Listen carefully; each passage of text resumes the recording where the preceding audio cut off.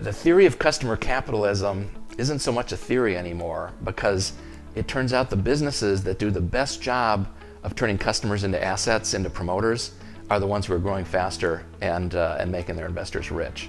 So in some ways, I just use this word, the name customer capitalism, to get the idea that customer centricity, which has often been a marketing focus and everyone wants to be a little more customer centric, that's not nearly enough. You have to really rethink about the purpose of business and how you measure success. And in my estimation, the way that smart contemporary businesses measure success is around, of all the customers I'm touching, how many am I turning into promoters, into assets?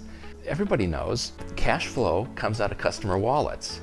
Now you look at a cash flow statement in a business, it's all changes in working capital position and debt and equity and all these financial fictions. What drives cash flow really are customers coming back for more and bringing their friends. And customer capitalism makes that front and center, and net promoter is just one of the components that you really need if you're going to run a business on that customer-centered framework.